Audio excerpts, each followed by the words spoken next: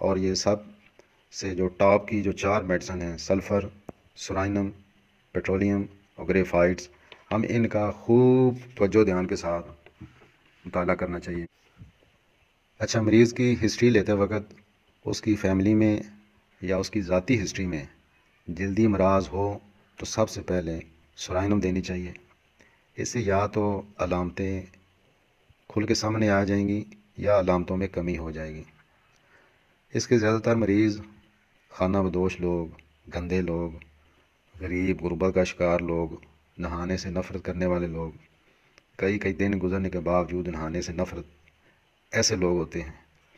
اور ایسے لوگوں کی جو جلد ہوتی ہے وہ موٹی ہوتی ہے، گندی ہوتی ہے، نہانے کے باوجود گندے دکھائی دیتے ہیں۔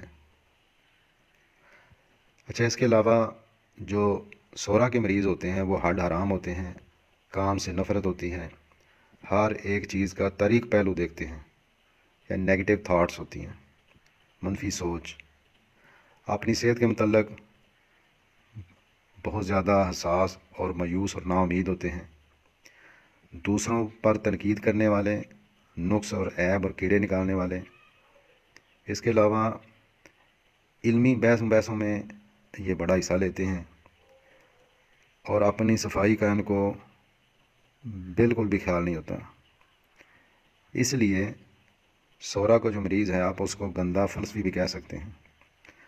امیر ہونے کے باوجود غربت کا خوف، ان کی ایک اور بڑی واضح علامتیں ہیں۔ یہ علامتیں ہم سب کو یاد ہونی چاہیے۔ ان کے بال جو ہیں وہ گھنے ہوتے ہیں، سخت ہوتے ہیں، خشک ہوتے ہیں، جنہیں روکھے بال کہتے ہیں۔ ان کے نقش بڑے ہوتے ہیں، ناک بڑا ہوگا، ہونٹ بڑا ہوگا، کوئی کان بڑے ہوں گے، ایسے۔ گردن ان کی موٹی ہوگی، جلد ان کی موٹی ہوگی، ایسے جلد کو ہاتھ لگائیں، چٹکی لیں تو وہ جلد موٹی ہوگی۔ اچھا، اس کے علاوہ بھی کچھ چیزیں ہیں۔ ہومیوپیتھک کی اکثریت یہ جو 3 میازم ہیں، سورا، سفلس، سائکوسس، ان پر اتفاق کرتے ہیں، لیکن چند اس تھیوری سے انکار بھی کرتے ہیں۔ انڈیا کے ایک ڈاکٹر ہیں، بڑے مشہور ڈاکٹر ہیں، ڈاکٹر راجن، انہوں نے سنسیشن ہومیوپیتھی کی بنیاد رکھی، تو اس کے اندر وہ 12 میازم کہتے ہیں کہ 12 میازم ہوتے ہیں۔ اور کچھ مریض کی ذاتی ہسٹری یا خاندان کی ہسٹری میں آنے والے ہر مرض کو میازم کہتے ہیں۔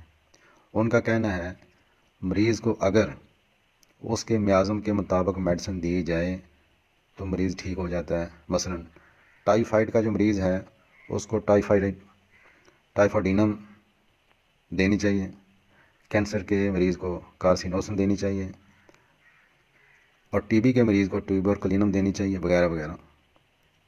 کچھ ڈاکٹر اس طریقہ علاج کو بہت اچھا خیال کرتے ہیں، اور کچھ ٹوٹل علامتیں جو آج کل کلاسیکل جو ٹوٹل علامتیں لیتے ہیں، ٹوٹل علامتیں لینے کے بعد میڈیسن سلیکٹ کرتے ہیں اور پھر میڈیسن دیتے ہیں۔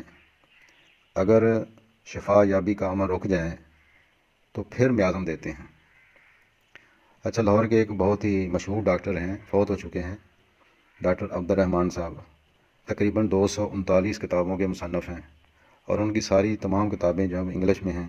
وہ کہتے ہیں اگر آپ کے پاس ایک مریض آیا، اس کی آپ نے علامتیں لیں، علامتیں لینے کے بعد کئی میڈیسن آپ کے سامنے آ گئیں، اب ان میڈیسن میں کو کہتے ہیں کہ کوئی نسوڑ ریمیڈی ہو تو سب سے پہلے وہ استعمال کرونی چاہیے۔